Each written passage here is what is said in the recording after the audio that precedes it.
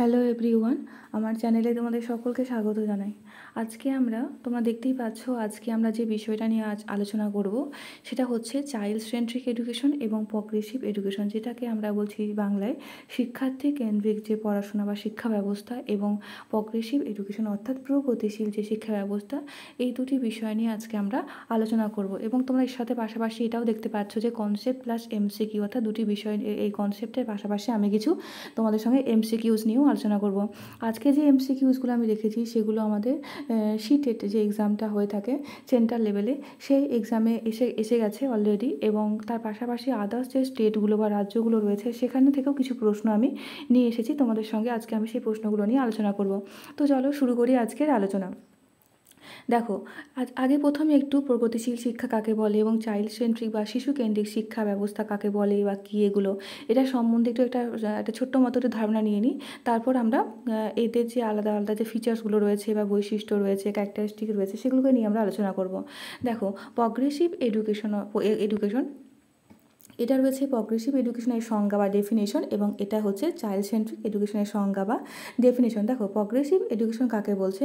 Focuses on student centre learning, encouraging critical thinking, problem solving and creativity. অর্থাৎ এখানে কি বলছে, প্রগ্রেসিভ এডুকেশনের সংজ্ঞাতে যদি বলি বা সংক্ষেপ যদি বলি, কি বলছে, ফোকাস করছে কিসে? বা স্টুডেন্ট সেন্টার লার্নিং, অর্থাৎ শিক্ষার্থী কেন্দ্রিক যে পড়াশোনা ব্যবস্থা, যেখানে বাচ্চারা মধ্যেখানে থাকবে এবং বাচ্চা নিজেই পড়াশোনা শেখার চেষ্টা করবে, কোনো কিছু অভিজ্ঞতার মাধ্যমে হাতে কলমে শেখার চেষ্টা করবে, লার্নিং বাই ডুইংয়ের মাধ্যমে কোনো কিছু করার চেষ্টা করবে।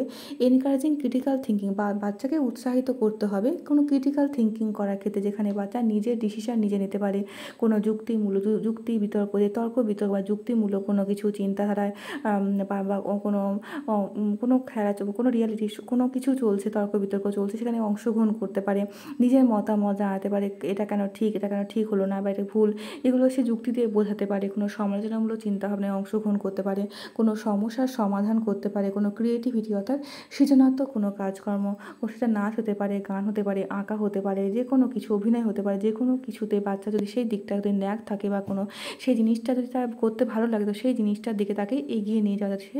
ভবিষ্যতে সেটাকে একটা পেশা হিসেবে দেখতে পারে। এরপর দেখো, আসছি আমরা child centric education. Child centric education কী বলছে? Patronizes children's interest needs and wellbeing, fostering holistic development. অর্থাৎ যেখানে বাচ্চাদের চাইল্ড মানে কি? বাচ্চা। তো একটা বাচ্চার কী ইচ্ছা রয়েছে, তার একটা বাচ্চার কিছু ভালো, প্রত্যেকটা বাচ্চা, আমরা তো অনেকেই, আমাদের বাড়িতে আমরা 3জন মেম্বার আছি, আমি, আমার বাবা এবং মা। তো আমাদের প্রত্যেকটা মানুষ আলাদা, প্রত্যেকটা মানুষের আলাদা আলাদা কিছু ইচ্ছা, শখ আছে, ভালো লাগা মন্দ লাগা আছে, পছন্দ অপছন্দ আছে। ঠিক তেমনি প্রত্যেকটি বাচ্চা কিন্তু আলাদা, তাদের এক একজনের এক এক রকম ইচ্ছা, এক এক রকমের পছন্দ অপছন্দ আলাদা। সেই প্রত্যেকটি বাচ্চা, এই প্রত্যেকটি বাচ্চা যে আলাদা আলাদা চাহিদা রয়েছে, সেই চাহিদা, তাদের যে ইচ্ছা আগ্রহ বলো, ভালো মন্দ বলো, ফস্টারিং হলিস্টিক ডেভেলপমেন্ট বলতে বোঝায়, আমরা যে ডেভেলপমেন্টের 4টি যে দিক পড়েছিলাম, যেটাকে আমরা শর্ট ফর্মে আমরা মনে রাখার কথা বলেছিলাম, পিসিএসি। অর্থাৎ ফিজিক্যাল ডেভেলপমেন্ট, যেটা আমার শারীরিকগত যে বিকাশ সেটাকে বোঝাচ্ছে। কগনিটিভ ডেভেলপমেন্ট, যেটাকে আমরা বলছি মানসিকগত দিক থেকে বা মস্তিষ্ক প্রসূত যে বিকাশটা হচ্ছে আমাদের। এস ফর সোশ্যাল ডেভেলপমেন্ট, এবং সামাজিকগত দিক থেকে আমাদের যে বিকাশটা হচ্ছে। এবং ই ফর ইমোশনাল বা আবেগগত যে ডেভেলপমেন্ট, যে কখন আমাদের এতে ভালো লাগা, রাগ বলো, আমাদের যে যখন তখন যে আমরা রেগে যাচ্ছি, এই রাগটাকে কন্ট্রোল করা, যখন তখন আমরা কেঁদে ফেলছি, এগুলো যে কন্ট্রোল করা, আবেগটাকে কন্ট্রোল করা, এই যেগুলো যে বিকাশগুলো হচ্ছে, আমাদের ম্যাচিওর হচ্ছে সময়ের সঙ্গে সঙ্গে, বয়স বাড়ার সঙ্গে সঙ্গে, সেই সমস্ত দিকে যে আমাদের যে ডেভেলপমেন্ট বা বিকাশ, সেটাকেই বলা হচ্ছে কিন্তু যে চাইল্ড সেন্ট্রিক এডুকেশনের যে আমরা বলছি যে একটা শর্ট ফর্মে যে কী বলবো বোঝায়, যেখানে প্রত্যেকটি বাচ্চার ইন্টারেস্টকে মান্যতা দিচ্ছে, তাদের চাহিদাকে, আগ্রহটাকে মান্যতা দিচ্ছে, তাদের সমস্ত দিকে যে ডেভেলপমেন্ট যে 4টি দিক রয়েছে, সেই 4টি দিকেই তাদেরকে এগিয়ে নিয়ে যাওয়ার চেষ্টা করা হচ্ছে, সেটাকেই আমরা বলছি চাইল্ড সেন্ট্রিক এডুকেশন। দেখো, এবার বলা হচ্ছে the father of progressive education. তো প্রগ্রেসিভ এডুকেশনকে কথা আমরা পড়লাম, কাকে বলে আমরা জানলাম একটু। তো প্রগ্রেসিভ এডুকেশনের ফাদার কাকে বলে? জন ডিউইকে আমরা বলছি প্রগ্রেসিভ এডুকেশনের ফাদার।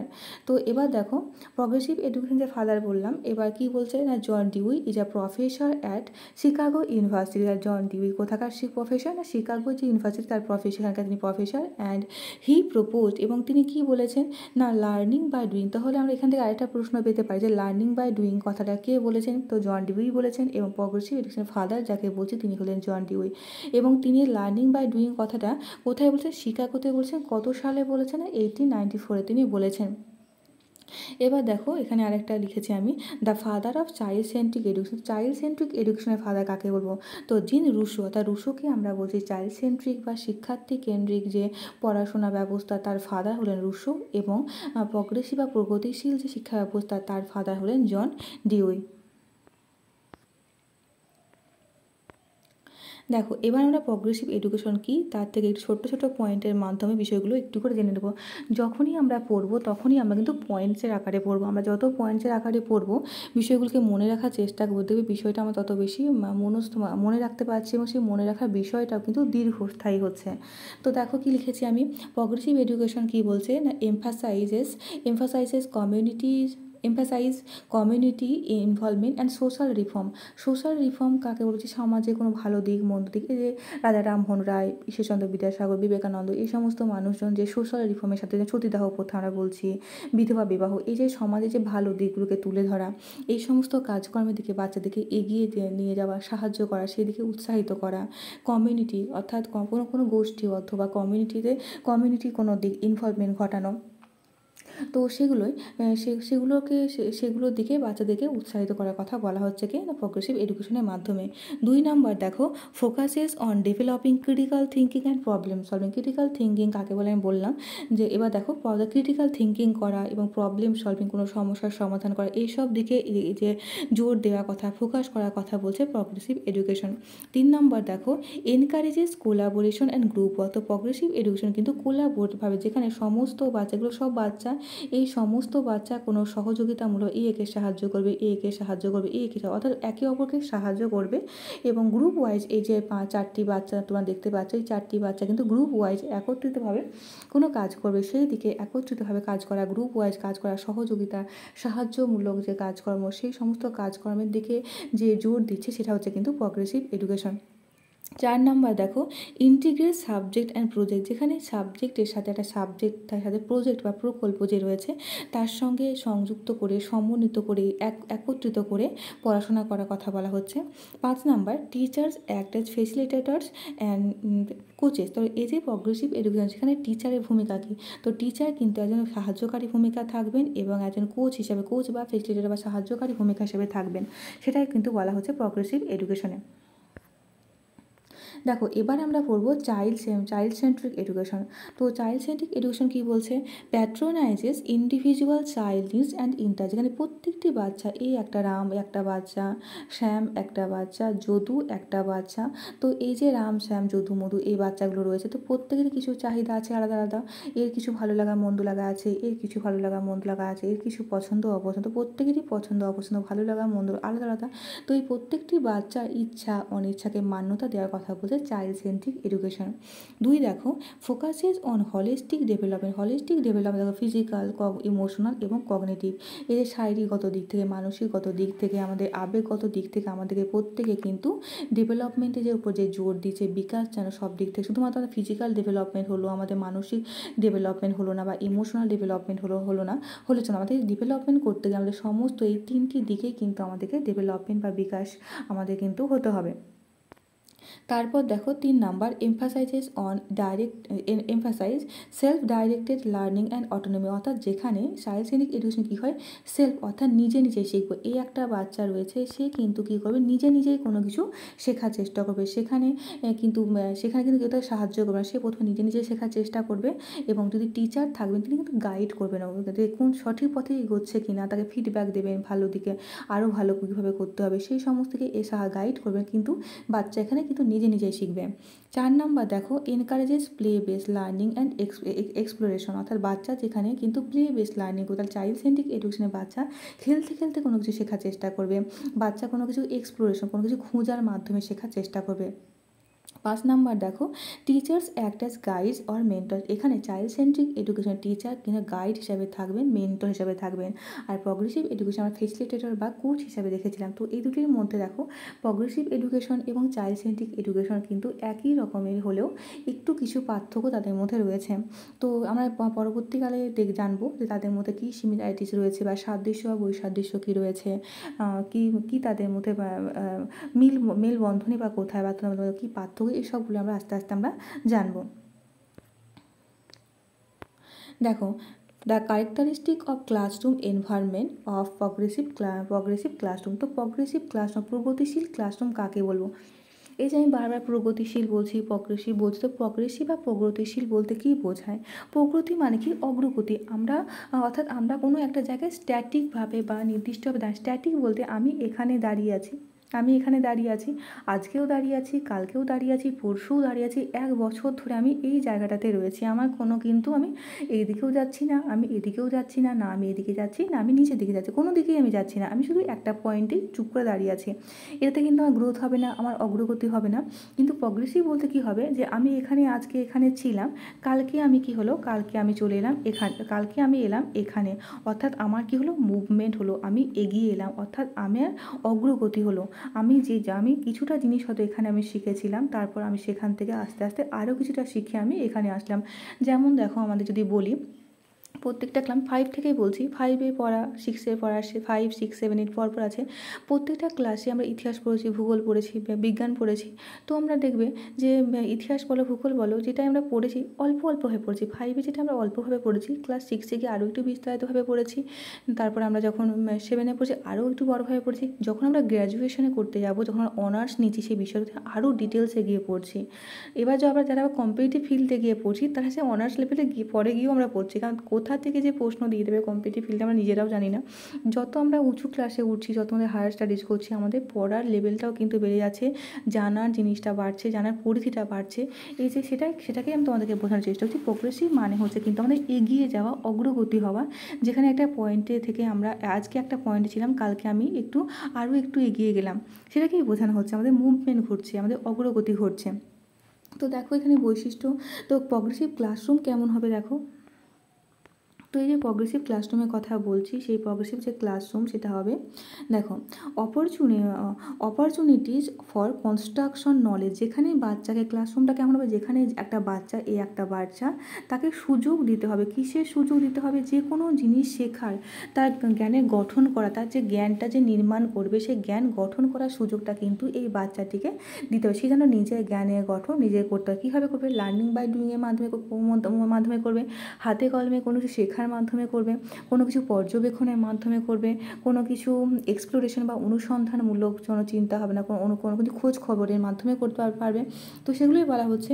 2 নম্বর দেখো involvement of children in decision making, এই বাচ্চাটি যে রয়েছে তাকে কিন্তু সে নিজের সিদ্ধান্ত যেন সে নিজে নিতে পারে, সেই ভাবনা চিন্তাটা তার মধ্যে কিন্তু ঢোকানোর ব্যবস্থা করতে হবে, যেন সে নিজে কোন দিকটা ভালো দিক, কোন দিকটা খারাপ দিক, এই বিচার বোধটা যেন তার মধ্যে থাকে। এবং সে দুটি প্রশ্নের মধ্যে একটা প্রশ্ন করা হলো, তো সেই প্রশ্নের কোনো দ্বন্দ্ব থাকবে না, কোনটা ভালো দিক কোনটা খারাপ দিক, সেটা কিন্তু সে নিজের সিদ্ধান্তে, তার নিজের বিচার বুদ্ধিতে বিচার করে একটা সঠিক সিদ্ধান্ত সে গ্রহণ করতে পারবে। সেই দিকটাকে কিন্তু জোর দিচ্ছে প্রগ্রেসিভ ক্লাসরুম। 3 নাম্বার দেখো creation of A fear free learning environment, ভয় মুক্ত একটা পরিবেশ, অর্থাৎ যেখানে বাচ্চা নির্ভয়ভাবে, আমরা যারা পড়েছি ছোটোতে দেখবে কত, আমার স্কুলের টিচার বলো, আমার কলেজের টিচারকেও ভয় করেছি, যদি না সেই আমাদের যে কলেজ ছিল সেখানে কিন্তু রেগুলার আমাদের কলেজে যেতে হতো। তো এরকমই একটা কথা শেয়ার করি তোমাদের সঙ্গে, এরকমই একটা ঘটনা আমার সাথে ঘটেছিল। একটা ক্লাস আমি করবো না, আগে থেকেই ঠিক করে রেখেছিলাম, তো সেই ক্লাসটা আমি করবো না যেহেতু, তো সেই ক্লাসটা অফ দিয়ে আমি তার নেক্সট ক্লাস যেহেতু করবো, তো সেই ক্লাসটা সময় যায়নি, তারপরে ক্লাসটা করবো বলে সেই মতো সময় আমি গেছি বাড়ি থেকে। আমিও ঢুকছি, আমার যে ম্যামের আমি ক্লাস করবো না, সেই ম্যামও ক্লাস থেকে সেই সময় বেরিয়ে যাচ্ছেন। এবং বলে না যেখানে বাঘের ভয় সেখানেই সন্ধে হয়, সেই রকমই আমিও একটা ব্যাক মতো রাস্তা আছে, তো আমিও আসছি ওদিক থেকে, এদিকেও টিচার আসছেন, টিচার আমাকে জিজ্ঞাসা করছেন আমাকে, তুমি ক্লাসে আসলে না কেন? মানে ম্যাম আমার শরীর ভালো ছিল না। তো বলছে তোমার এখন শরীর ভালো হয়ে গেছে? তো এই যে কী একটা পরিবেশ সৃষ্টি হয়েছিল, এই জিনিসটা এমন কিছু ঘটনা আমাদের সঙ্গে ঘটে থাকে যেগুলো আমরা কোনো সময় কিন্তু ভুলতে পারি না। তো সেরকমই একটা কথা তোমাদের সাথে আলোচনা করা, তোমাদের সাথেও হয়তো এরকম কোনো ঘটনা ঘটেছে, তোমরা ইচ্ছা করে যাওনি, পড়তে হবে বলে যাওনি, সেই রকমই এরা বলছে ফিয়ার ফ্রি, অর্থাৎ ভয়মুক্ত একটা পরিবেশ জিজ্ঞাসা দিতে হবে, যেখানে বাচ্চা তোমাকে নির্ভয়ে কোনো কিছু জিজ্ঞাসা করবে, তুমি সেটাকে যাতে ভয় পাবে না বাচ্চা, সেরকম একটা পরিবেশ বাচ্চাকে দিতে হবে। 3 নাম্বার দেখো assessment of individual difference of learner. দেখো এই একটা বাচ্চা আমি ছবি এঁকেছি, এদিকে দেখো আরেকটা বাচ্চার আমি ছবি এঁকেছি, তো এই একটা বাচ্চা আলাদা, এর কিছু আলাদা চাহিদা আছে, এরও কিছু আলাদা চাহিদা আছে, এর শেখার ধরন আলাদা হবে, একে শেখানোর ধরন আলাদা হবে। কেন ধরন আলাদা হবে? কারণ দুটোই বাচ্চার মধ্যে নেওয়ার ক্ষমতা কিন্তু সবার একরকম থাকে না। দেখবে অনেকেই নেওয়ার ক্ষমতা কেন বলছি আমি, অনেকেই দেখবে মাধ্যমিক পাশ করেও টিউশন পড়াচ্ছে, উচ্চ মাধ্যমিক পড়েও টিউশন পড়াচ্ছে, এমএ করে পিএইচডি করেও টিউশন পড়াচ্ছে। তো আমি এখানে কী বলতে চেয়েছি, যে দেখবে সবাই কিন্তু যে হায়ার স্টাডিজ করলে, আমার মধ্যে অনেক জ্ঞান থাকলে, অনেক ডিগ্রি থাকলে যে আমি সবাইকে সবার মতন আমি বোঝাতে পারবো না। অর্থাৎ সবাই কিন্তু মানে যে বাচ্চা যেমন নেবে তাকে কিন্তু সেরকমভাবে বোঝাতে পারে না। তো সেটাই বলছি আমি, যে খুব কম পড়েও একটা মানুষ, একটা মেয়ে বা ছেলে বলো, সে টিউশন করছে, সে খুব সহজেই সেই জিনিসটাকে বুঝিয়ে দিতে পারছে, অথচ হায়ার স্টাডিজ করা একজন রয়েছেন তিনি কিন্তু সেই জিনিসটা বোঝাতে পারছে না। এই পার্থক্যটা আমি বোঝাতে চাইছি।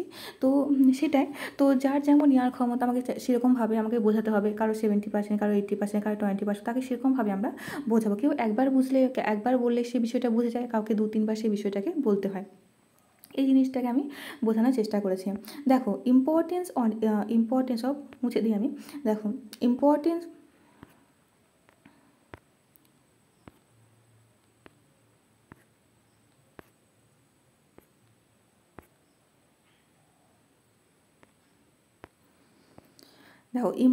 Of inquiry, observation and investigation. তাহলে এই যে প্রগ্রেসিভ ক্লাসরুম কেমন হবে, যেখানে একজন বাচ্চা এনকোয়ারি করবে, কোনো কিছু তদন্ত করার মাধ্যমে, খোঁজ খবরের মাধ্যমে শেখার চেষ্টা করবে, অবজারভেশনের মাধ্যমে শেখার চেষ্টা করবে, এবং ইনভেস্টিগেশন, ওই যে খোঁজ খবর বা তদন্ত করার মাধ্যমে কোনো কিছু শেখার চেষ্টার ব্যবস্থা করা হয় প্রগ্রেসিভ ক্লাসরুমে। 5 নম্বর দেখো flexible and cooperative grouping to solve problem. যেখানে কী হবে, ফ্লেক্সিবল হবে, রিজিড অর্থাৎ কঠোর হবে না, নমনীয় হবে, খুব আলতোভাবে বকাঝকা না করে খুব ভালোবেসে স্নেহের মাধ্যমে বাচ্চাদেরকে বোঝানো হবে কোনো কিছু, বাচ্চা যেন সহযোগিতাপূর্ণ হবে। এখানে একটা বাচ্চা আছে, এখানে একটা বাচ্চা হবে, এই দুটি বাচ্চা দুই বন্ধু, তো এই দুটি বাচ্চা যে দুই বন্ধু, তো একে কোনো জায়গায় বুঝতে পারলো না, একে সাহায্য করলো, কোনো জায়গায় বুঝতে পারলো, সাহায্য করলো, দুজনকে কোঅপারেটিভভাবে বা সহযোগিতামূলকভাবে কোনো কাজ, গ্রুপ ওয়াইজভাবে কোনো কাজ করার চেষ্টা করার কথা বলা হচ্ছে প্রগ্রেসিভ ক্লাসরুমে। তো দেখো তারপর use of method like experiential learning, problem solving. তো এখানে যে মেথড অর্থাৎ যে পদ্ধতিগুলো ব্যবহার করা হবে, সেই এক্সপিরিয়েন্সিয়াল লার্নিং, যেখানে বাচ্চা অভিজ্ঞতার মাধ্যমে শিখবে। যেমন আমি আগে একটা এমসিকিউ ইউজ করছিলাম, সেখানে একটা উদাহরণ দিয়েছিলাম, এক্সপিরিয়েন্স কীভাবে করবে। যেমন আমার বলেছি হয়তো কোনো ডাক্তার, যারা সার্জেন, যারা কাটাছেঁড়া ছুরি কাঁচি চালায়, সেরকম ডাক্তার, তারা তো প্রথমে গিয়েই তো কোনো একটা মানুষকে অপারেশন করে দিতে পারে না। তারা কী করবে, তারা প্রথমে কোনো কিছু জিনিসের মাধ্যমে সে কীভাবে অপারেশন করতে হয়, কোথায় কাটতে হয়, কোন জায়গাটা কীভাবে কাটলে আমাদের যে ভিতরে যে অঙ্গ প্রত্যঙ্গগুলো রয়েছে সেগুলো যাতে কোনো কিছু ক্ষতিগ্রস্ত না হয়, ড্যামেজ না হয়, তো সেরকমভাবে সেই জিনিসটা কাটাছেঁড়া করতে হবে আমাদের। সেরকমভাবে তারা কোনো জিনিসও আগে প্রথমে সেটা প্র্যাকটিস করে, তারপর কিন্তু অরিজিনাল কোনো মানুষের যার যেমন অসুবিধা তাকে সেরকমভাবে তার অপারেশন করে থাকে। তো সেটা আগে সে অভিজ্ঞতা অর্জন করেছে এবং তারপর সে বাস্তবিকভাবে সেই কাজটা করছে। তো সেটাই কোনো সমস্যার সমাধান করতে পারবে, কোনো এক্সপিরিয়েন্সের মাধ্যমে কোনো কিছু গেইন করার চেষ্টা করবে, সেটাই বলা হচ্ছে। তো প্রগ্রেসিভ ক্লাসরুম কেমন হবে, যেখানে বাচ্চা নিজের জ্ঞানের গঠন নিজে করবে, করার সুযোগ দিতে হয় বাচ্চাকে, বাচ্চা ক্রিটিক্যাল থিঙ্কিং করবে, বাচ্চা প্রবলেম সলভ করবে।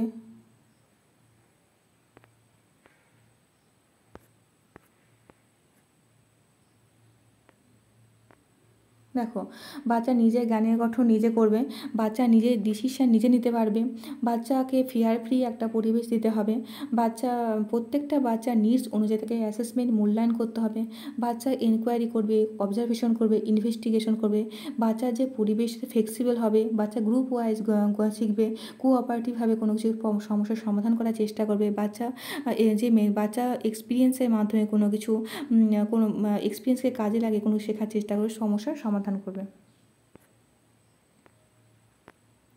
দেখো, progressive education and child centric education share similarities বা ডিস্টিংক্ট ডিফারেন্সেস। তো কী বলছে, আমি আগেই বললাম যে প্রগ্রেসিভ এডুকেশন এবং চাইল্ড সেন্ট্রিক এডুকেশন যে শিক্ষা ব্যবস্থা রয়েছে সেখানে কিন্তু দুটি একই, চাইল্ড সেন্ট্রিক বলতেও যা বোঝাচ্ছে, প্রগ্রেসিভ বলতেও ঠিক একই বোঝাচ্ছে, কিন্তু কিছু ক্ষেত্রে যেমন আমাদের মিল রয়েছে বা সাদৃশ্য রয়েছে, ঠিক তেমনি কিছু পার্থক্য বা বৈসাদৃশ্যও রয়েছে। দেখো, প্রথমে আমরা সিমিলারিটিসগুলো নিয়ে আমরা আজকে প্রথমে আমরা পড়বো, তারপর আমরা পার্থক্য কী কী রয়েছে সেগুলো আমরা জানবো। দেখো, focuses on student centre learning, অর্থাৎ দুটি শিক্ষা ব্যবস্থায় প্রগ্রেসিভ এডুকেশন এবং চাইল্ড সেন্ট্রিক এডুকেশন দুটি শিক্ষা ব্যবস্থায় কিন্তু কী করছে না, আমাদের যে চাইল্ড সেন্ট্রিক সেই শিক্ষার্থী কেন্দ্রিক যে শিক্ষা ব্যবস্থা সেটার ওপরে কিন্তু জোর দিচ্ছে। 2 নম্বর দেখো, emphasis on social emotional growth, যেখানে দুটি শিক্ষা ব্যবস্থায় কিন্তু আমাদের সামাজিক আমাদের যে হলিস্টিক যে ডেভেলপমেন্ট বললাম, যে ফিজিক্যাল ডেভেলপমেন্ট বলো, তারপরে শারীরিকগত দিক থেকে, মানসিকগত দিক থেকে, ইমোশনালি সমাজগত দিক থেকে যে আমাদের বিকাশ হচ্ছে, সমস্ত বিকাশের দিকে আমাদের জোর দিচ্ছে চাইল্ড সেন্ট্রিক এডুকেশন এবং তার পাশাপাশি প্রগ্রেসিভ এডুকেশন।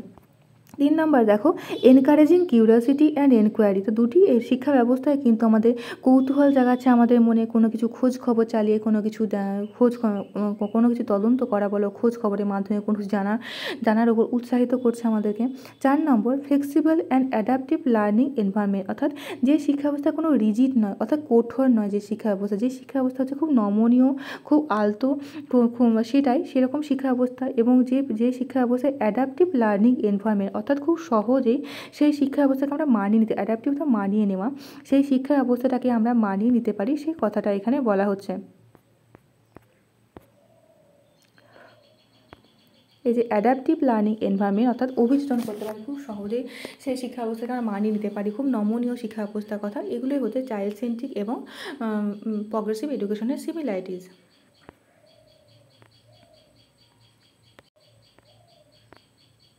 দেখো, আমরা সিমিলারিটিস বললাম, এবার আমরা কিন্তু ডিফারেন্স অর্থাৎ পার্থক্য পড়বো। দেখো, কী কী পার্থক্য রয়েছে, কমিউনিটি ফোকাস, লার্নিং অ্যাপ্রোচ এবং টিচার রোল।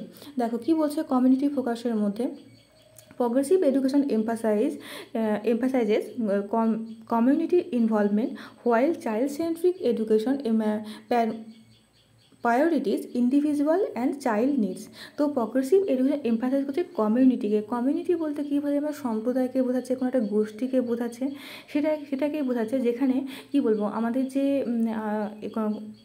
আমাদের একটা স্কুল রয়েছে একটা জায়গার মধ্যে, এবং তার পাশাপাশি যে লোকালিটি রয়েছে, তো একটা সুসম্পর্ক বজায় রাখা, তার পাশাপাশি আমাদের যদি আমাদের স্কুলের আশেপাশের পরিবেশ যদি ভালো থাকে, তাহলে আমাদের স্কুলের পরিবেশটাও ভালো হবে।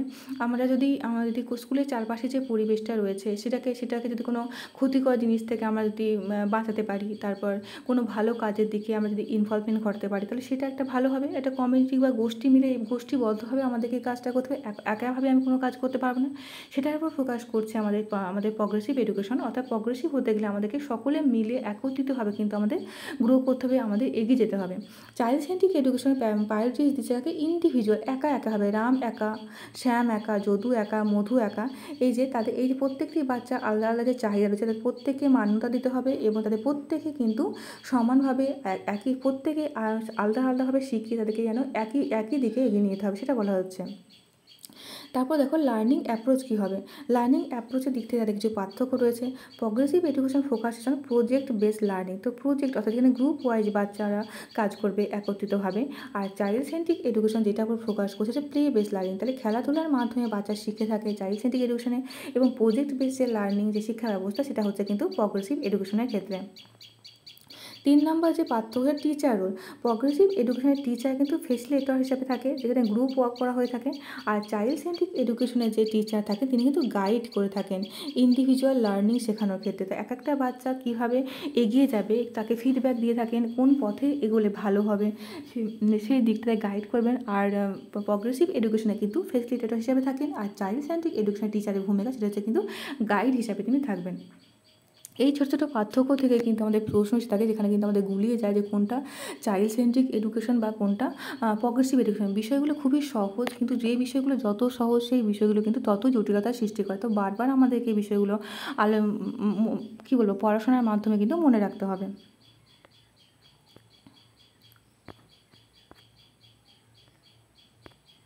দেখো, প্রগ্রেসিভ এডুকেশন প্রমোটস, তো প্রগ্রেসিভ এডুকেশন কী প্রমোট করে বা কোন শিক্ষা ব্যবস্থার প্রচার করছে? তো দেখো, ক্রিটিক্যাল থিঙ্কিং, এই সমালোচনামূলক চিন্তাভাবনার উপর জোর দিচ্ছে। প্রবলেম সলভিং, কোনো সমস্যার সমাধান আমরা করতে পারি খুব সহজ, সেটার উপর জোর দিচ্ছে। অ্যাক্টিভ এনগেজমেন্ট অফ স্টুডেন্ট, যেখানে বাচ্চারা বা শিক্ষার্থীরা সতর্কভাবে নিজে থেকে বলবো কোনো কাজের মধ্যে তাদের এঙ্গেজমেন্ট ঘটছে, তাদের ব্যস্ত রাখা হচ্ছে সেটাই। তারপর দেখো, সক্রিয় থাকছে বাচ্চারা। Development of social and communicative skill, যেখানে বাচ্চাদের সামাজিক যে ডেভেলপমেন্ট, সমাজের সাথে কীভাবে মানিয়ে চলতে হয়, সমাজে যে নিয়মগুলো রয়েছে সেগুলো কীভাবে মেনে চলতে হয়, সমাজগত দিক থেকে যে ডেভেলপমেন্ট ঘটা সেটার উপর জোর দিচ্ছে। কমিউনিকেটিভ করবো কি আমরা একটা মানুষের সাথে একটা মানুষের যে যোগাযোগের যে মাধ্যম, সেই বিষয়গুলোর উপর জোর দিচ্ছে আমাদের প্রগ্রেসিভ এডুকেশন। দেখো, শিক্ষকের বা টিচারের ভূমিকা কী হবে এই প্রগ্রেসিভ এডুকেশনের ক্ষেত্রে, সেটা আমরা এবার আলোচনা করব।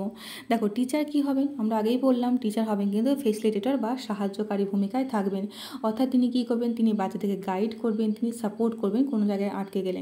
তারপর তিনি যে মেন্টর হিসেবে কাজ করবেন, যেখানে রোল মডেলিং কি আমি বলছি, অ্যাডভাইজিং, অর্থাৎ যেখানে টিচার যখন তিনি মেন্টর হিসেবে থাকছেন তখন তার রোল মডেল হিসেবে দেখানো হচ্ছে। রোল মডেল কি, দেখবে প্রত্যেকেরই একজন আদর্শ থাকে, যেখানে আমরা কোনো খেলোয়াড় হতে পারে, যে কোনো সচিন টেন্ডুলকার বা যুবরাজ সিং, কে যারা বলো না যে আমি যুবরাজ সিংয়ের মতো ক্রিকেটার হব, বা আমি কোনো টিচার দেখবে যার পড়ানোর ধরন খুব ভালো লাগে অনেকের, তো সে বলে যে আমি ওই টিচারের মতন হতে চাই, যে আমি তার মতন করে আমি পড়াতে চাই। এইটা অনেকে বাবা মা আদর্শ হয়ে থাকে, কোনো দাদা আদর্শ হয়ে থাকে, দিদিরা আদর্শ হয়ে থাকে। তো যার যেটা আদর্শ, টিচার যদি সেরকম জায়গায় তোমাদের কাছে পৌঁছাতে পারে, সেই জায়গাটি তোমাদের কাছে নিতে পারে, তো তোমার টিচারকে আদর্শ করতে পারো। তারপর কোনো পরামর্শ দিল, অ্যাডভাইজিং করলো, সেটাই। তারপর টিচারের রোল কী থাকে, গাইড হিসেবে থাকে, providing direction and resource. Providing direction, তো কোন দিকে গেলে বাচ্চারা বা সেই শিক্ষার্থীরা জীবনে সাফল্য লাভ করবে সেই দিকে তাকে পৌঁছে দেওয়া, সেই দিকটা এগিয়ে দেওয়া, এই সঠিক দিকে আমরা যাই না বলেই আজকে আমরা এই চাকরির জন্য হাহুতাশ করছি। আমরা জানি না কোন দিকে গেলে আমরা সাফল্য পাবো, বা আমরা কি পছন্দ করি, নিজের পছন্দ অপছন্দ সম্বন্ধে আমরা জানি না। আমাদের চাকরি পেতে হবে না পেতে হবে, যে কোনো চাকরি, আমাদের কোনো ভালো লাগা মন্দ লাগা কিছু নেই। সেটাই বলছি আমি। কারণ টিচার বুঝবেন যে একটা বাচ্চা কোন দিকে এগোলে তাকে যে পর্যবেক্ষণের মাধ্যমে তিনি যাচাই করবেন কোন দিকে তাকে গাইড করলে সে তার সাফল্যে গিয়ে পৌঁছাবে। রিসোর্স, অর্থাৎ তাকে কোনো স্কলারশিপ দিয়ে যদি তাকে সাহায্য করা যেতে পারে, তারপর তাকে কোনো বই দিয়ে, টেক্সট বুক হতে পারে, কোনো বই দিয়ে তাকে সাহায্য করা যেতে পারে। কোলাবোরেশন, অর্থাৎ কোনো পার্টনারিং উইথ স্টুডেন্ট, যেখানে কোনো পিয়ার গ্রুপ, অর্থাৎ বাচ্চাদের পিয়ার, অর্থাৎ কি মানে বাচ্চারা যে একসাথে বাচ্চাদের যে গ্রুপ, সেটা বা শিক্ষার্থীদের যে গ্রুপ, এক বন্ধুকে সাহায্য করছে, গ্রুপ ওয়াইজ কোনো কাজকর্ম করা হচ্ছে, সেটা কথা বলা হচ্ছে। টিচার অ্যালংসাইড স্টুডেন্ট, অর্থাৎ যেখানে টিচারও শিখবে তার পাশাপাশি স্টুডেন্টও কিন্তু শিখবে, যেখানে টিচার কিন্তু সাহায্যকারী ভূমিকায় থাকবেন এবং স্টুডেন্ট কিন্তু কেন্দ্রে থাকবে। সেটাই জানি আমরা যে প্রগ্রেসিভ এডুকেশন বা চাইল্ড সেন্ট্রিক এডুকেশন মানেই হচ্ছে টিচার কিন্তু স্টুডেন্ট কিন্তু সেন্টারে থাকবে, এবং টিচার এবং স্টুডেন্ট দুজনেই কিন্তু শিখবে একসাথে, দুজনেই শেখার যে মানে শুধু যে আমি টিচার মানে আমি বাচ্চাদের কাছ থেকে শেখা নিই এরকম না, আমাদেরও কিন্তু অনেক কিছু আমরা জানি যে কিন্তু আমাদের বাচ্চাদের কাছ থেকে আমরা শিখে নিতে পারি, সেই কথাটাই এখানে বলা হচ্ছে।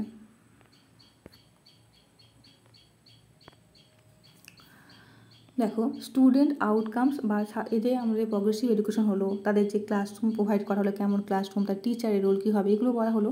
তো স্টুডেন্টের ফলাফল কী, তার থেকে আমরা কী ফলাফল পেতে পারি। দেখো, critical thinking and problem solving skill, বাচ্চারা কোনো কিছু ক্রিটিক্যাল থিঙ্কিং করবে, প্রবলেম সলভ করবে, অ্যানালাইটিক কোনো চিন্তা ভাবনা, অ্যানালাইটিক কথা অর্থ হলো যে ধরো এখানে কোনো কিছু এরকমভাবে পড়ে আছে, ছটা জিনিস রয়েছে। তো এই ছটা জিনিসকে একত্রিত করে একটা জিনিস বানিয়ে নেওয়া। কোনো একটা গাড়ি যেটা তার পার্টসগুলো পড়ে রয়েছে চারিদিকে, সেটাকে সেই পার্টসগুলো জয়েন করে একটা গাড়ি তৈরি করা হলো।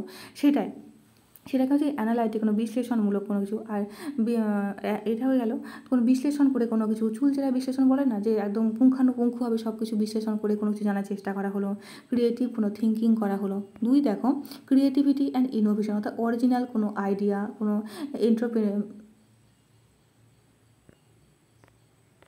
দেখো অরিজিনাল কোনো আইডিয়া হতে পারে, কোনো সৃজনশীল কোনো কিছু বা কোনো নতুন কোনো কাজকর্মের দিকে তাকে সাহায্য করা।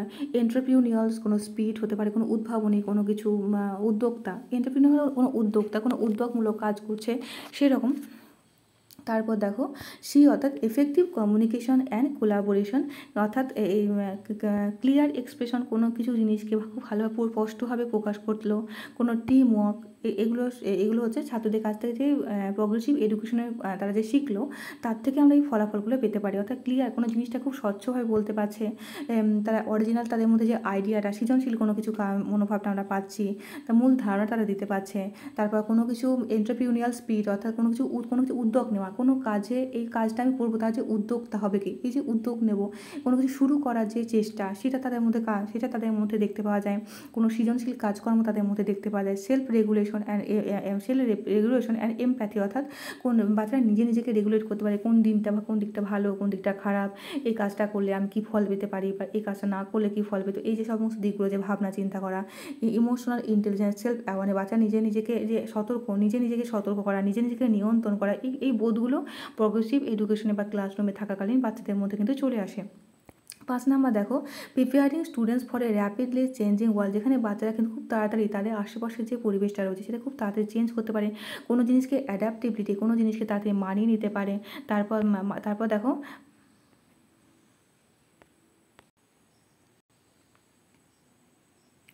দেখো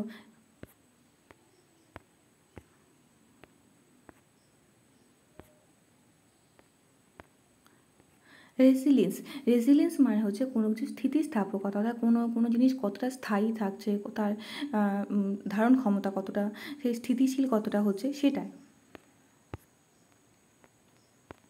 দেখো এবার ক্লাসরুম এনভায়রনমেন্ট, অর্থাৎ ক্লাসরুম কেমন হবে। প্রগ্রেসিভ যে ক্লাসরুমের কথা আমরা বললাম, তো ক্লাসরুমের পরিবেশটা কেমন হবে সেটা আমরা এখন জানবো। ডেমোক্রেটিভ অ্যান্ড ইনক্লুসিভ, তো ডেমোক্রেটিভ মানে কি, আমরা জানি যে গণতন্ত্র আমার কথা শুনেছি, কিন্তু কী গণতন্ত্র আমরা জানি না হয়তো অনেকে, বা জানিও হয়তো অনেকে, যা জানো তারা খুব ভালো করে জানো না, তারা জেনে নিতে পারো। ডেমোক্রেটিক কথা অর্থ যেখানে সবাইকে সমান অধিকার দেওয়া হবে। আমার যেমন কোনো কিছু, একটা বাচ্চা রয়েছে, তার যেমন যে ভালো পড়াশোনা করে, তার যেমন কোনো কিছু বলার স্বাধীনতা রয়েছে, তার মত প্রকাশের স্বাধীনতা রয়েছে, ঠিক তেমনি যে বাচ্চা হয়তো খুব পড়াশোনা নর্মাল একটা বাচ্চা, তারও কিন্তু সমান সুযোগ সুবিধা স্বাধীনতা রয়েছে কোনো কিছু বলার, কোনো কিছু জানার। সেটাই বলা হচ্ছে ডেমোক্রেটিক কথা অর্থ, যেখানে সবাইকে সমান অধিকার প্রদান করা হচ্ছে, যেখানে আমাকে সেই স্বাধীনতা দেওয়া হচ্ছে যে আমি কাকে চুজ করব আমাদের গ্রুপ লিডার হিসেবে। সেটাই, আমার নিজস্ব ভোট দেওয়ার অধিকার রয়েছে, যেখানে আমাকে কেউ জোর করবে না যে তুমি এই লিডারকে ভোট দাও বা ওই লিডারকে ভোট দাও, তুমি নিজের স্বাধীনভাবে যাকে চুজ করবে সেটাই হবে তোমার গণতান্ত্রিক ভোট, যে বলেন গণতন্ত্র তান্ত্রিক একটা অধিকার, যে তুমি নিজের পছন্দের মতন কোনো একটা মানুষকে তুমি চুজ করতে পারো তোমার দেশের লিডার হিসাবে। তো সেটাই ইনক্লুসিভ, অর্থাৎ যেখানে সকলকে একটা ছাদের তলায়, যেখানে সব ধরনের বাচ্চা, অটিজমের রোগ আক্রান্ত বাচ্চা, তারপর এডিএইচডি যে রোগটা রয়েছে সেই রোগে আক্রান্ত বাচ্চা, পড়ার ক্ষেত্রে অক্ষমতা সম্যুক্ত বাচ্চা, কারো যে হ্যান্ডিক্যাপ রয়েছে সেটা ধরনের কোনো বাচ্চা, কোনো নর্মাল চাইল্ড, যেখানে একটা ছাদের তলায় পড়াশোনা করছে, সেটা কেন বলছি ইনক্লুসিভ। তো স্টুডেন্টস ভয়েস বলতে এখানে বোঝা যায় স্টুডেন্টসের যে মতামত, সেটাকে রেসপেক্ট, এমপ্যাথি, গণতান্ত্রিক অন্তর্ভুক্তিমূলক ছাত্রের যে মতামত, তারপর তাদের যে রেসপেক্ট করা, এরকম পরিবেশ দিতে হবে, যেখানে তাদের যে মতামত, বাচ্চাদের যে মতামত সেটাকে সম্মান দিতে হবে, তাদের যে কথাবার্তা, তাদের এমপ্যাথিকে, তাদের যে সহানুভূতিটা রয়েছে সেগুলোকে কিন্তু আমাদেরকে সম্মান করতে হবে, সেটা বলা হচ্ছে টিচার হিসেবে। তো ক্লাসরুমের পরিবেশে সেরকম দিতে হবে যেন বাচ্চাদের মতামতটাকে প্রাধান্য দেওয়া হয়। 2 দেখো, flexible seating and learning space, অর্থাৎ শেখার যে প্রসেসটা রয়েছে, সেখানে কিন্তু তা বাচ্চারা যেখানে পড়াশোনা করবে, শিখবে, সেই বসার জায়গাটাও কিন্তু খুব একটা ভালো হবে, যেখানে বাচ্চারা অ্যাডাপ্টেবল, মানিয়ে নিতে পারবে, কমফোর্টেবল এনভায়রনমেন্ট হবে, যেখানে পড়াশোনা হবে সেই পরিবেশটা যেন কমফোর্টেবল হয়, বাচ্চা যেন মানিয়ে নিতে পারে, সেটাই বলা হচ্ছে। অ্যাক্সেস টু টেকনোলজি, আমরা জানি এখন সবই কিন্তু ডিজিটালি হয়ে এসেছে, যেখানে কিন্তু ডিজিটাল বোর্ডে কিন্তু অনেক জায়গায় পড়াশোনা করানো হচ্ছে। আমি যে তোমাদের সাথে পড়াচ্ছি, এটা মাল্টিমিডিয়ার মাধ্যমে পড়ানোর ব্যবস্থা করা হচ্ছে, আমি হাতে লিখে পড়াচ্ছি না। সেরকম কোনো ফিচার্স রয়েছে আমার ফোনের মধ্যে বা আমাদের সবারই ফোনের মধ্যে, যার মাধ্যমে তোমরা দেখতে পাচ্ছ হাতের মধ্যে ফোনটা নিয়ে আমি তোমাদেরকে পড়ানোর সেই সুবিধাটা গ্রহণ করছি, নিচ্ছি, সুবিধা উপভোগ করছি। সেটাই বলা যায় যেখানে টেকনোলজিকে কাজে লাগিয়ে পড়ানোর ব্যবস্থা, এনভায়রনমেন্ট, সেরকম পরিবেশ দেওয়া যেখানে বাচ্চাদের টেকনোলজিকে কাজে, টিচার টেকনোলজিকে কাজে লাগিয়ে পড়াবেন এবং বাচ্চারা সেটাকে উপভোগ করবে। বাচ্চাদের বসার জায়গা ঠিক হতে হবে, যেখানে পরিবেশটা শেখার মতন একটা পরিবেশ গড়ে তুলতে হবে, যেখানে ডেমোক্রেটিক এবং ইনক্লুসিভ, যেখানে বাচ্চার যে মতামত সেটাকে সবাইকে প্রাধান্য দিতে হবে, সেটাকে সম্মান জানাতে হবে। এমফ্যাসিস অন স্টুডেন্টস অটোনমি, বাচ্চাদের স্বাধীনতা, যে নিজে কিছু করা, সেই স্বাধীনতাকে উৎসাহিত দিতে হবে। 5 নম্বর দেখো সাপোর্টিভ অ্যান্ড কোলাবোরেটিভ কমিউনিটি, যেখানে বাচ্চাদের পজিটিভ কোনো চিন্তাভাবনা করে তোলা, সহযোগিতামূলক যে পড়াশোনা, সেই রকম একটা গোষ্ঠী বা দলবদ্ধ একটা পরিবেশ গড়ে তুলতে হবে। এরকম একটা পরিবেশ আমাদের দরকার প্রগ্রেসিভ এডুকেশনের ক্ষেত্রে। দেখো তারপরে এসব টিচিং মেথড কীভাবে এই যে প্রগ্রেসিভ এডুকেশনে যে আমরা পড়াবো, তো তার পদ্ধতিগুলো মানে শেখানো যে পদ্ধতিগুলো কীরকমভাবে আমরা শেখাতে পারি বাচ্চাদেরকে। তো দেখো প্রজেক্ট বেসড লার্নিং হবে, তো ইন ডেপথ মানে একদম গভীরে গিয়ে শেখানো হবে। রিয়েল ওয়ার্ল্ড প্রজেক্ট, বাস্তবিক যে জগৎ রয়েছে আমাদের, সেই সমস্ত জিনিসগুলো দেখে শেখা। আমরা যত দেখে শিখবো, পর্যবেক্ষণের মাধ্যমে শিখবো, অভিজ্ঞতার মাধ্যমে, যত সেই জিনিসটা আমাদের মনে থাকবে। আমি আম জানি, ছবিতে দেখেছি আম জানি, কিন্তু সত্যি কি দেখেছি? তো সত্যিকারে একটা আমকে নিয়ে যখন বাচ্চাদের সামনে তুলে ধরবো, সেই জিনিসটার সম্বন্ধে বাচ্চাদের যে অভিজ্ঞতাটা অর্জন করবে, তারা জিনিসটা হাতে নেড়ে চেড়ে দেখবে জিনিসটা কেমন, নরম না শক্ত না জল জলে, সেই জিনিসটা তারা বুঝতে পারবে। তো সেই জিনিসটা থেকে তাদের একটা আইডিয়া বা ধারণা তাদের মধ্যে জন্মাবে। সেটাই বলা হচ্ছে যে তাদের রিয়েল ওয়ার্ল্ড প্রজেক্ট নিয়ে তাদের কিন্তু কাজকর্ম করতে যেতে হবে। 2 নম্বর দেখো এনকোয়ারি বেসড লার্নিং হবে, student led investigation and research, যেখানে এই তদন্তের মাধ্যমে বাচ্চারা কোনো কিছু, খোঁজ খবরের মাধ্যমে বাচ্চারা কোনো জানার চেষ্টা করবে, যেখানে রিসার্চ করবে, বাচ্চারা গবেষণা করবে।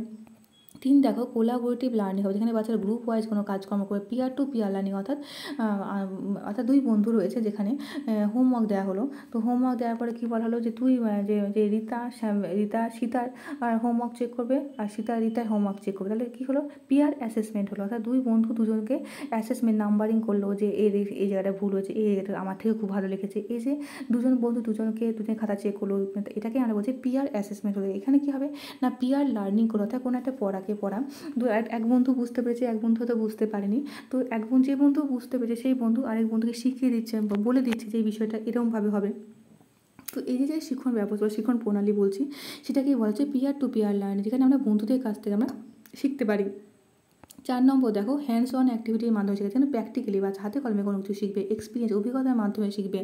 5 নম্বর রিয়েল ওয়ার্ল্ড অ্যাপ্লিকেশন, অর্থাৎ কানেক্টিং থিওরি টু প্র্যাকটিক্যাল, আমরা থিওরিটা পড়েছি বা প্র্যাকটিক্যালি সেটাকে হাতে কলমে করে শিখবো, সেটাকেই বলা হচ্ছে ইন্টারডিসিপ্লিনারি অ্যাপ্রোচ, যেখানে একটা সাবজেক্টের সাথে আরেকটা বিষয় সাবজেক্টকে লিঙ্ক করে পড়ানো, সেটা যেন কম্বাইনিং মাল্টিপল সাবজেক্ট, যেখানে একটা আমরা যেটা আমরা পড়েছি আমরা মাইক্রো টিচিংয়ে আমরা সমন্বয় সাধন যে দক্ষতা পড়েছি, এখানে একটা বিষয়ের সাথে আরেকটা বিষয় সমন্বয় সাধন করলাম বা সমনীকরণ করলাম, সেরকমভাবে পড়াশোনা করা।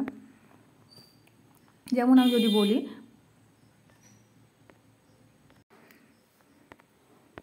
দেখো যেমন আমরা যারা ইংলিশ মিডিয়াম বা যারা বাংলা মিডিয়ামে পড়ছি, তো তারা ইংলিশে ভূগোল পড়ছে, ইংলিশে ইতিহাস পড়ছে, ইংলিশে সায়েন্স পড়ছে, আর বাংলায় যারা পড়ছে তারা বাংলা তো শিখছেই, তার পাশাপাশি বাংলাতে ইতিহাস পড়ছে, ভূগোল পড়ছে, বিজ্ঞানটাও পড়ে নিচ্ছে। তো সেই সঙ্গে বিজ্ঞানটা শেখানো হচ্ছে, বাংলা ভাষাটাও শেখানো হচ্ছে। ঠিক সেরকমভাবে ইংরেজিটা তো শিখতেই পারছে অ্যাজ আ ল্যাঙ্গুয়েজ হিসাবে, ঠিক তেমনি তার পাশাপাশি ইতিহাস ভূগোলটাও সেই ভাষাটা কেন্দ্র করে কিন্তু শিখে আছে। সেটাই হচ্ছে কিন্তু একটা বিষয়ের সাথে একটা বিষয়কে কানেক্ট করে পড়ানো, একটা ভাষাকে আরেকটা ভাষার সাথে যুক্ত করে সেই ভাষাকে শিখে নেওয়া, সেই কথাটা এখানে বলা হচ্ছে। তারপর দেখো রিফ্লেক্টিভ প্র্যাকটিস, অর্থাৎ encouraging self reflection, self improvement, যেখানে বাচ্চা নিজে কিছু করা, যে নিজেকে কীভাবে উন্নত করতে হবে, কোন জিনিসটা সচেতন বোধ বাচ্চাদের মধ্যে জাগিয়ে তোলা, কোনটা ভালো কোনটা মন্দ, সেটা বাচ্চারা ঠিক করবে, নিজের ডিসিশন নিজে নিতে পারবে, নিজেকে আরও ভালো থেকে আরও ভালোর দিকে কীভাবে নিয়ে যাওয়া যায়, সেই চিন্তাভাবনাগুলো বাচ্চাদের মধ্যে যে জাগিয়ে তোলা হবে, সেই যে পদ্ধতির মাধ্যমে, সেগুলোই হচ্ছে কিন্তু টিচিং মেথডকে কাজে লাগিয়ে আমরা সেগুলো কিন্তু বাচ্চাদের মধ্যে উন্নয়নের আমরা চেষ্টা করতে পারি। এবার দেখো আমরা চলে এসেছি প্রশ্ন উত্তরের মাধ্যমে। আমি প্রথমেই বলেছি যে আমি আজকে যে প্রশ্ন আলোচনাগুলো করবো তোমাদের সঙ্গে, সেগুলো প্রিভিয়াস টেটের যে এক্সাম বা আমাদের যে আদার্স যে স্টেট বা রাজ্য রয়েছে, সেই এক্সামগুলোতে আমাদের অলরেডি এসে গেছে। তো দেখো 1 নাম্বার যে প্রশ্নটা রয়েছে, যে ইন আ প্রগ্রেসিভ ক্লাসরুম, তো প্রগ্রেসিভ ক্লাসরুম লার্নদের একটা প্রগতিশীল শ্রেণীকক্ষে কেমন, শেখাটা কেমন হবে। দেখো 1 নম্বর অপশন ইন্ডিভিজুয়ালিস্টিক অ্যান্ড প্যাসিভ, যেটা কিন্তু ইন্ডিভিজুয়াল মানে আলাদা আলাদাভাবে শেখানো কিন্তু প্যাসিভ, কিন্তু আমরা জানি যে প্যাসিভ একটা নেগেটিভ একটা ওয়ার্ড, কারণ বাচ্চারা কী থাকবে, বাচ্চারা থাকবে অ্যাক্টিভ,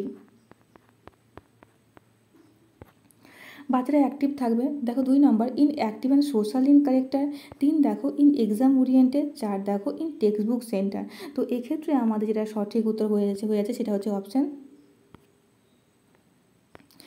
হচ্ছে আমাদের অপশান 2, অর্থাৎ in active and social in character.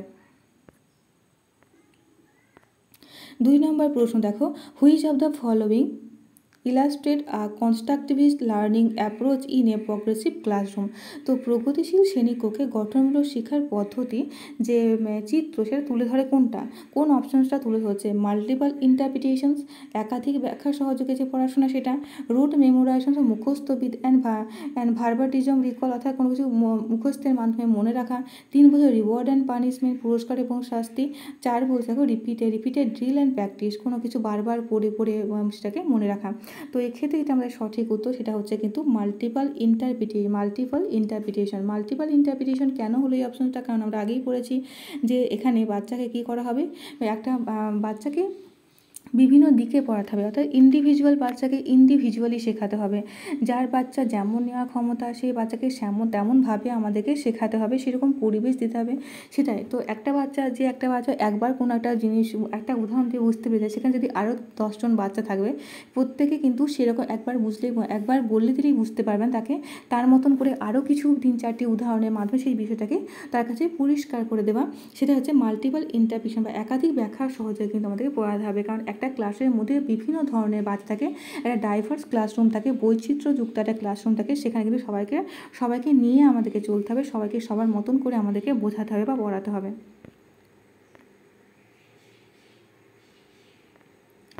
3 নম্বর প্রশ্ন দেখো, in a progressive classroom learning, তো একটা প্রগতিশীল শ্রেণীকক্ষ কেমন হবে?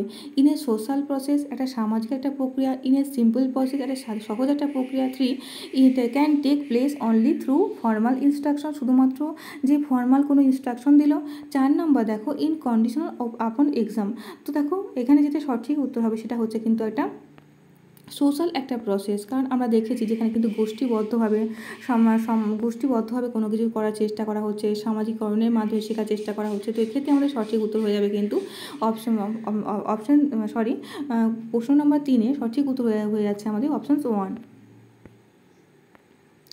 দেখো 4 নম্বর যে প্রশ্ন, অর্থাৎ the need for the development of interest in field in children. তো শিশুদের মধ্যে যে আগ্রহটা রয়েছে, নিডস রয়েছে, তাদের যে সেই বিকাশের প্রয়োজনীয়তা আমাদের অনুভূত হয় কোন অপশানসের মাধ্যমে? দেখো এটা 1 নম্বর, they are playful in nature which leads them towards the development of constructivist tendency, যে তাদের যে কিউরিওসিটি রয়েছে সেটাই বলছে প্রকৃতির সাথে গঠনমূলকভাবে প্রবণতার বিকাশের দিকে নিয়ে যায়।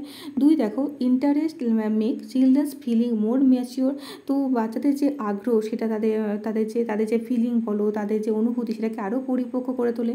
3 বলছে the interest enrich children instinct, অর্থাৎ বাচ্চাদের যে আগ্রহটা সেটা বাচ্চাদের যে ইনস্টিংক্ট বা প্রবৃত্তি সেটাকে আরও বেশি সমৃদ্ধ করে, নাকি অল অফ দি অ্যাবাভ? তো এক্ষেত্রে আমাদের সঠিক উত্তর সেটা হবে অল অফ দি অ্যাবাভ, কারণ সবই কিন্তু পজিটিভ উত্তর এবং সবই কিন্তু চাইল্ড সেন্ট্রিক এডুকেশনকে কিন্তু ডিনোট করছে।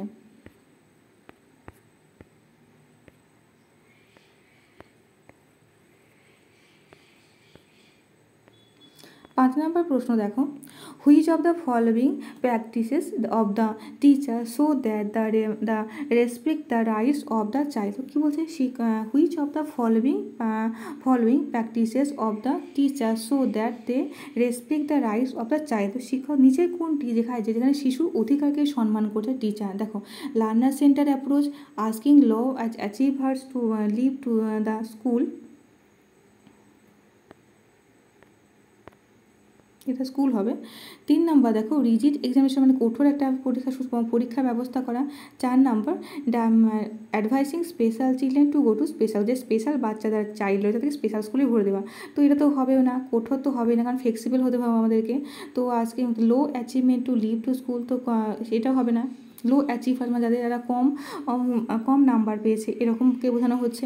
তো এখানে দেখো যেটা সঠিক উত্তর সেটা হচ্ছে অপশান 1, অর্থাৎ লার্নার সেন্টার অ্যাপ্রোচকে, যেখানে কিন্তু মান্যতা দেওয়া বা সম্মান করার কথা বলা হচ্ছে। 5 নম্বর প্রশ্ন দেখো, which of the following practices of the teacher so that they respect the rights of the child. তো এক্ষেত্রে সঠিক উত্তর যেটা হচ্ছে সেটা হচ্ছে the learner centre approach. 6 number প্রশ্ন দেখো, what are the main features of progressive education. তো প্রগ্রেসিভ এডুকেশনের মেন ফিচার্স বা বৈশিষ্ট্য কী? It emphasize learning by doing, আমাদের যে হাতে কলমে শেখার উপর জোর দিয়েছে। It less emphasize on collective work, social efficiency, এটাও ঠিক। 3 নম্বর দেখো, social responsibility fulfil education for democracy.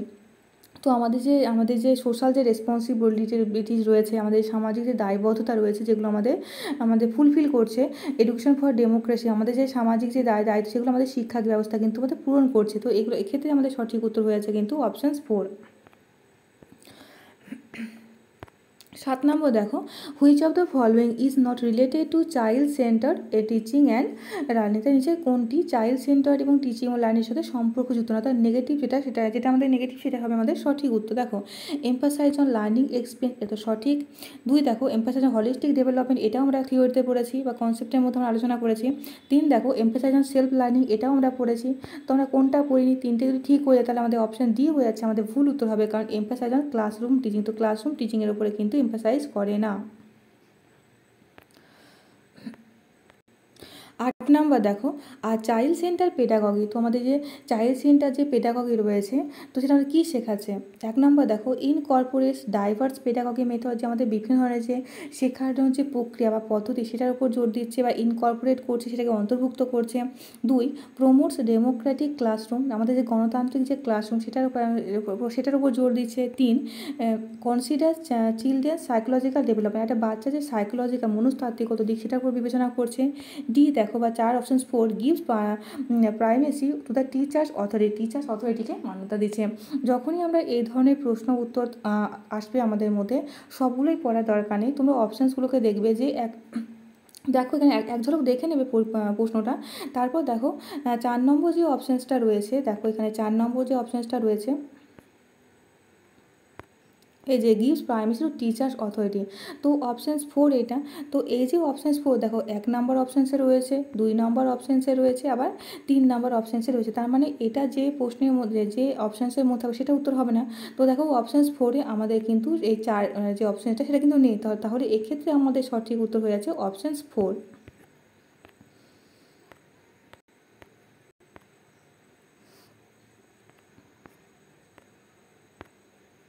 9 নম্বর প্রশ্ন দেখো, progressive education suggest that dash should the centre of the educational planning. তা প্রগ্রেসিভ এডুকেশনের সেন্টারে কে থাকবে? এক্সাম থাকবে, নাকি টিচার্স থাকবে, নাকি পেরেন্টস থাকবে, নাকি স্টুডেন্টস থাকবে? তো এক্ষেত্রে তার সঠিক উত্তর সেটা হবে স্টুডেন্ট।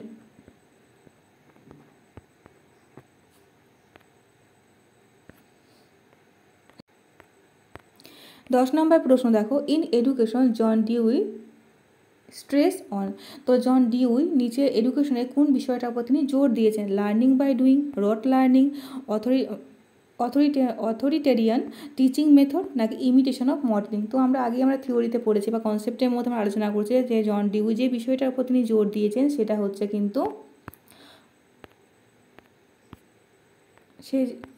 কিন্তু লার্নিং বাই ডুইংয়ের উপর তিনি জোর দিয়েছেন। 11 নম্বর প্রশ্ন দেখো, which of the following pair is not correct. নিচের কোন জোড়াটি ঠিক নয়? দেখো, ওয়াটসনের সাথে বিহেভিয়ারিজম, জন ডিউইর সাথে স্ট্রাকচারালিজম, জিন পিয়াজের সাথে কগনিটিভ ডেভেলপমেন্ট। 4 অর্থাৎ 4 নম্বর দেখো দুটি ইংলিশে হয়ে গেছে, ওরথাইমার গেস্টালিজম। তো এক্ষেত্রে আমরা জানি গেস্টাল তত্ত্বের সাথে থাইমার যুক্ত, জিন পিয়াজের সাথে কগনিটিভ ডেভেলপমেন্ট যুক্ত, ওয়াটসনের সাথে বিহেভিয়ারিজম যুক্ত, অর্থাৎ তার যে থিওরির সাথে জিন রয়েছে তার ম্যাচ করছে। তো এক্ষেত্রে ম্যাচ করছে না, আমরা জানি জন ডিউই কিন্তু স্ট্রাকচারালিজমের সাথে যুক্ত নয়। তাহলে জন ডিউই কার সাথে যুক্ত? এটাই এক্ষেত্রে এটা সঠিক নয়, সেটাই আমাদেরকে উত্তরে বের করতে হবে। তো এটার সাথে এটা যাচ্ছে, এটার সাথে এটা যাচ্ছে, এটার সাথে এটা যাচ্ছে না কোনটা? Option 2।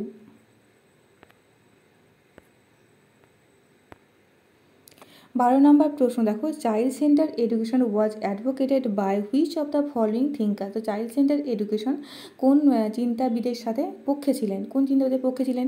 B.F. Skinner, John Dewey, Erik Erikson, Charles Darwin. তো এক্ষেত্রে আমাদের সঠিক উত্তর আমরা সবাই জানি জন ডিউই। 13 নম্বর প্রশ্ন দেখো, progressive classroom views teachers as dash and learners as dash।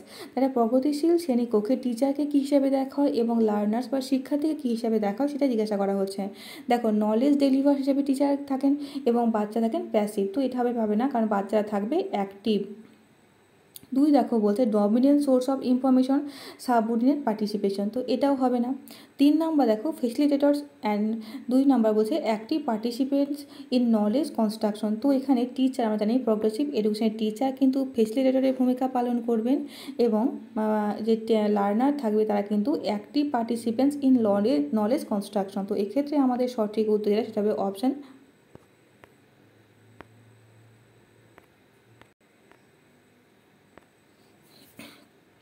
Option 3 হয়ে যাচ্ছে আমাদের 13 নম্বর প্রশ্নের সঠিক উত্তর।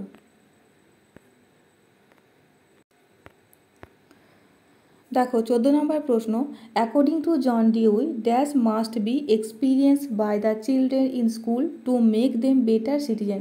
তো জন ডিউয়ের মতে বলছে ড্যাশ স্কুলে শিক্ষকদেরকে ভালো নাগরিক হিসেবে গড়ে তোলার জন্য তাদের অভিজ্ঞ হতে হবে। তো দেখো options 1 rules, discipline, democracy and experiential learning. তো একটা স্কুলে ভালো ভালো একটা নাগরিক হিসেবে গড়ে তোলার জন্য আমাদের কোন বিষয়টার উপর অভিজ্ঞ হতে হবে না, ডেমোক্রেটিক এজে রয়েছে, যে তাহলে according to John Dewey democracy must be experience by the children in school to make them better citizen. দেখো আমাদের লাস্ট প্রশ্ন অর্থাৎ 15 নম্বর প্রশ্ন নিয়ে আমরা আলোচনা করব। And education is referred as child centred education when. যারা শিক্ষাকে শিশুকেন্দ্রিক শিক্ষা আমরা কখন বলবো? Total development of children personality occurs, যখন শিশুর সমস্ত দিকে যে বিকাশ হবে তখন বলবো। 2 prefer to child's needs interest and aptitude are given, যখন একটা বাচ্চার কী চাহিদা রয়েছে তার আগ্রহটাকে মান্যতা দেওয়া হচ্ছে, তার ইন্টারেস্টটাকে মান্যতা দেওয়া হচ্ছে, তার অ্যাপটিটিউড, তার যে অধিকার, আগ্রহ, যোগ্যতা সব কিছুকে যখন চাহিদা দেওয়া হচ্ছে, তাদের মান্যতা দিচ্ছি আমরা, প্রাধান্য দিচ্ছি, তখন তাকে বলবো। 3 number keeping in view teacher's own preference, যেখানে শিক্ষকের নিজের পছন্দের কথা মাথায় রেখে সব কিছু করবেন তখন। 4 prefer is given to the curriculum, নাকি পাঠ্যক্রম যে কারিকুলাম রয়েছে সেটাকে অগ্রাধিকার দেওয়া হবে। তো আমরা জানি প্রগ্রেসিভ ক্লাসরুম বা চাইল্ড সেন্টার ক্লাসরুম মানে সেটা যেখানে কিন্তু প্রেফার করা হবে, যেখানে প্রাধান্য বা মান্যতা দেওয়া প্রেফার করা হবে to child's needs interest and aptitude are given. ধন্যবাদ সবাইকে। আমরা 15টি এমসিকিউজ নিয়ে আলোচনা করলাম এবং আজকে আমরা পুরো কনসেপ্ট নিয়ে আলোচনা করলাম প্রগ্রেসিভ এডুকেশন এবং চাইল্ড সেন্টার এডুকেশন নিয়ে। যাদের ভালো লাগবে তারা একটু লাইক করে দিও, একটু বন্ধুদের সঙ্গে শেয়ার করে দিও এবং পারলে একটু সাবস্ক্রাইব করে দিও। তো আজকের আলোচনা আমি এখানেই শেষ করব। ধন্যবাদ।